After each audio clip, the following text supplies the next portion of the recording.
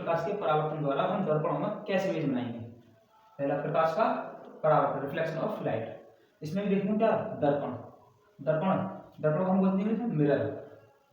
दर्पण तीन प्रकार का होता है हमारा, अवतल दर्पण, उत्तल दर्पण और समतल दर्पण। इसको बोलते हैं कॉन्केव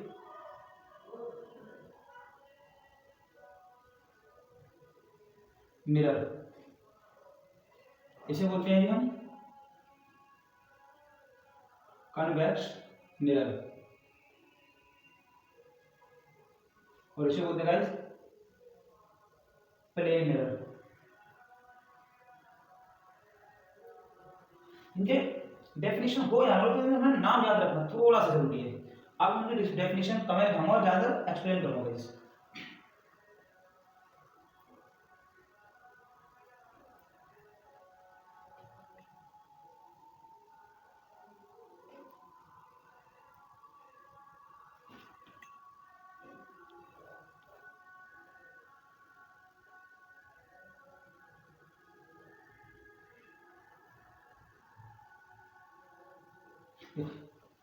उत्तल दर्पण क्या होता है? अवतल दर्पण, अवतल दर्पण वह दर्पण है जिसके, अवतल दर्पण वह दर्पण है जिसके बाहर की ओर, यानी बाहर की ओर क्या हो, कलई हो या पेंट हुआ हो, परावर्तन अंदर की ओर हो, परावर्तन अंदर की ओर, ऐसे दर्पण को क्या कहते हैं, अवतल दर्पण। अवतल दर्पण यानी कॉन्केव मिरर। ये क्या होगा, ये परावर्तन।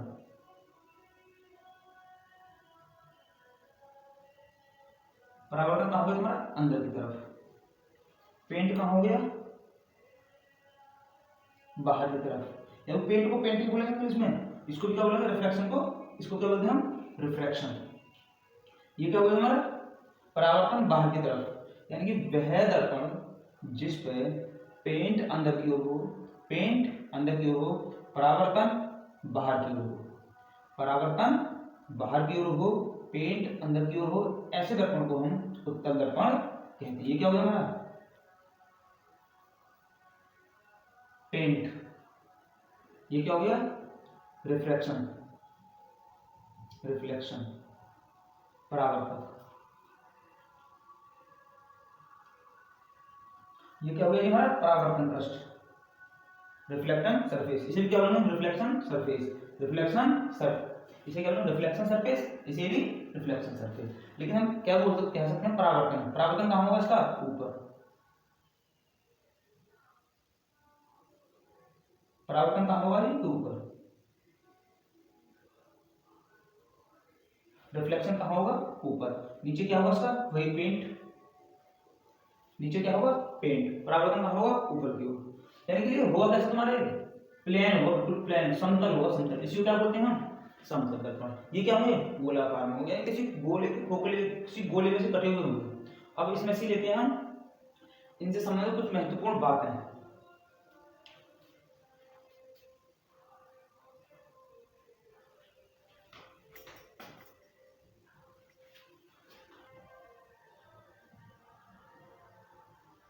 Definitions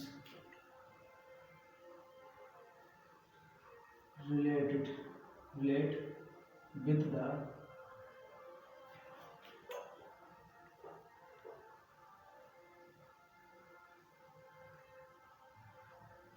spherical mirror।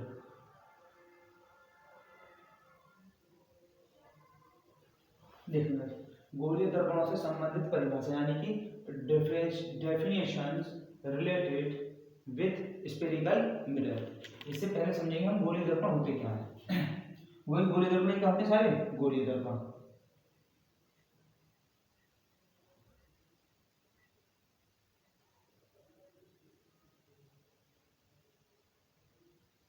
दोनों के लिए गाइस क्या सेम है, मान लो ये क्या पूरा,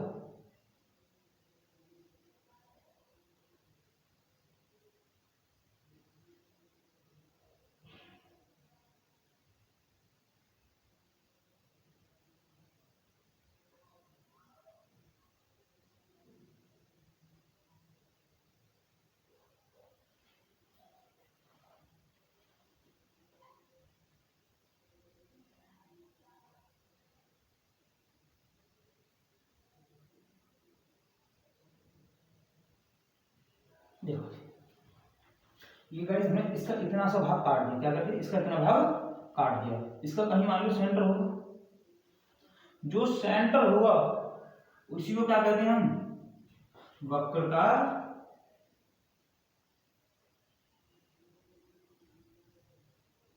केंद्र, उसी को क्या कहते हैं गाइस, वक्र का केंद्र। जो इस गोले का केंद्र होगा उसी को क्या कहते हैं हम, वक्र का केंद्र। अब यहां से यहां तक इस दर्पण का, यहां से यहां तक, इसको नाम दे दो एम एम डैश, यानी तुमने ये काट लिया, यही क्या हो जाएगा तुम्हारा दर्पण।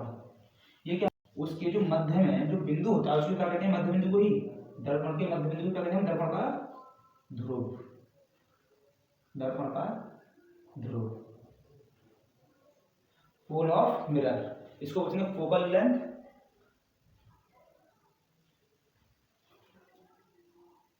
अब रहेगा गाइस दर्पण का द्वार, जो तुमने काटा है कैपिटल एम और एम डैश, एम और एम डैश, यही क्या होगा, दर्पण का द्वार, दर्पण का द्वार।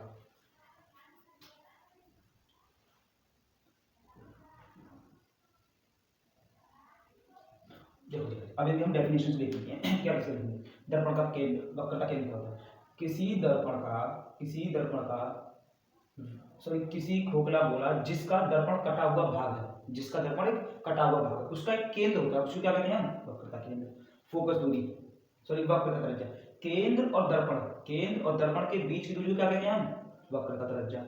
यदि वक्र फोकस दूरी के पहले लिखेंगे हम फोकस बिंदु, केंद्र और वक्र का केंद्र और ध्रुव को दिखाते हैं गाइस पी से, और इसे दिखाते हैं सी से, वक्र का केंद्र को दिखाते हैं, फोकस बिंदु दिखाते हैं एफ से, यानी कि वक्र का केंद्र और ध्रुव के बीच की दूरी को क्या कहते हैं, वक्र का त्रिज्या। ध्रुव और वक्र का केंद्र के मध्य में स्थित एक बिंदु, स्थित बिंदु को क्या कहते हैं, फोकस बिंदु। अब फोकस बिंदु और ध्रुव के बीच की दूरी को, फोकस बिंदु और ध्रुव के बीच की दूरी क्या कहते हैं, फोकस दूरी। दर्पण के बीचों बीच जो बिंदु होता है उसे क्या कहते हैं, दर्पण का ध्रुव। अब जब दर्पण M1 जो दर्पण है, यानी जितना दर्पण है उसी की जिस कटा हुआ खोखला भाग है उसी को क्या कहते हैं, दर्पण का द्वारक। अब देखो गाइस ये भी क्या है, ध्रुव, फोकस बिंदु और वक्र का केंद्र। मान लो ये भी हम ना लिखे, अब लिखेंगे हम मुख्य अक्ष। मुख्य अक्ष क्या होती है, फोकस बिंदु वक्र का केंद्र, फोकस बिंदु वक्र का केंद्र और ध्रुव, फोकस बिंदु वक्र का केंद्र और ध्रुव को मिलाने वाली रेखा क्या कहलाती है, मुख्य अक्ष। फोकस बिंदु वक्र का केंद्र और ध्रुव को मिलाने वाली रेखा क्या कहलाती है, हमारी मुख्य अक्ष कहलाती है। ये गाइस हमारा टॉपिक कंप्लीट है। फर्स्ट जितने भी हमें समझना था गोलीय दर्पण यानी कि definitions relate with spherical mirror, यही क्या होती है स्फेरिकल मिरर, इतनी ही डेफिनेशन पूछेगा। फोकस बिंदु, फोकस तल क्या होगा, फोकस तल वो होगा जो जहां पर ये इमेज बनेगी उसके नीचे जस्ट जहां पर इमेज बनेगी और इन दोनों के बीच का क्या करेंगे, यहां पे इमेज बनेगी उस बिंदु का नाम फोकस तल। आप नोट कीजिए गाइस। हम आते हैं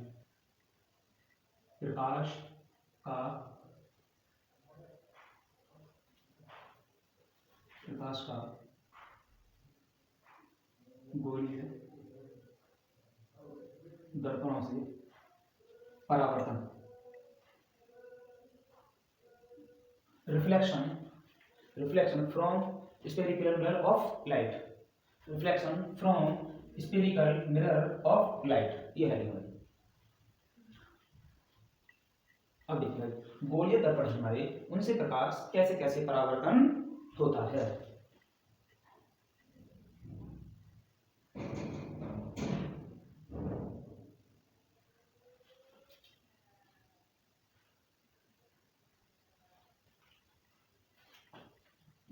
ये क्या होगा इस मुख्य अक्ष,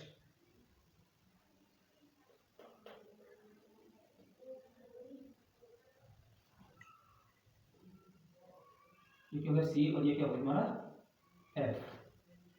ये किसके लिए, अवतल दर्पण के लिए। अब लेते हैं हम कन्वेक्शन दर्पण के लिए, वो भी उसके लिए कैसे समझने में साइड साइड फ्रंट मिनट।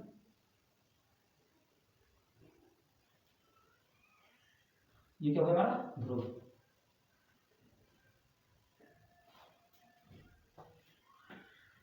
ये क्या होगी हमारी,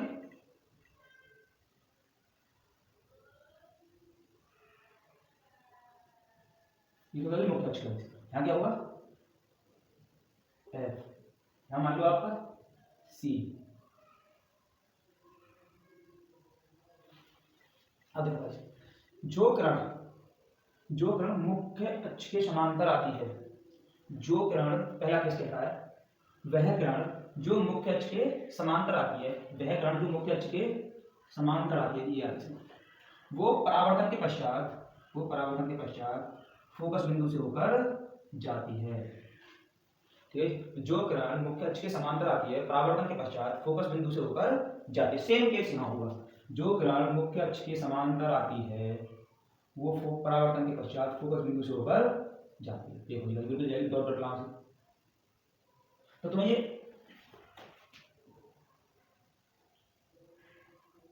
तो गाइस मैं ऐसा लगेगा, तुम यहाँ ऐसे करो, तुम यहाँ बैठे हो तो यहाँ से तुम्हें ऐसा लगेगा ये यहाँ से आ रही है, पहला केस।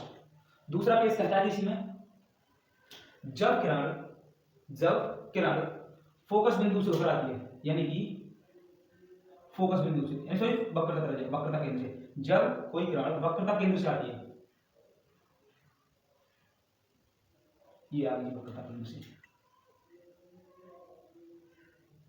जब कोई किरण वक्रता केंद्र से आती है तो परावर्तन के पश्चात वक्रता केंद्र से ही वापस चली जाती है। जब कोई किरण वक्रता केंद्र से आती है तो वह परावर्तन के पश्चात, यहाँ पे हम इसी केस दोबारा लेते हैं कि हटा देंगे।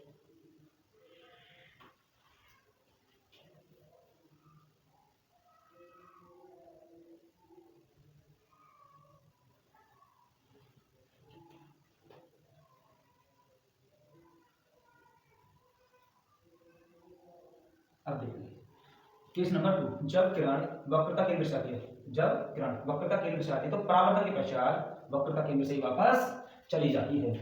इसमें भी केस गाइस सेम बनेगा।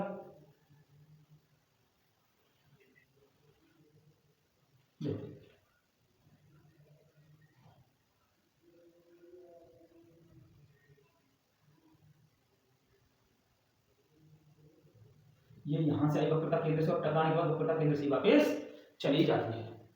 Case number 2 guys. Case number 3 कहता है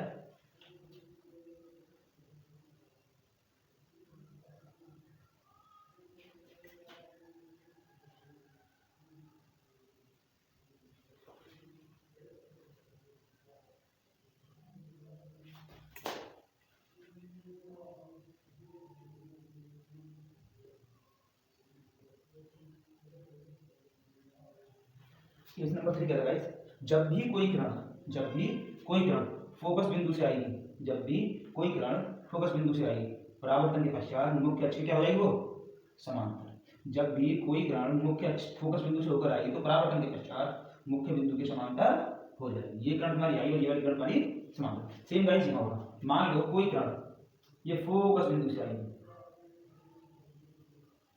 परावर्तन के पश्चात ये ऐसे जाएगी। सेम घटना है गाइस।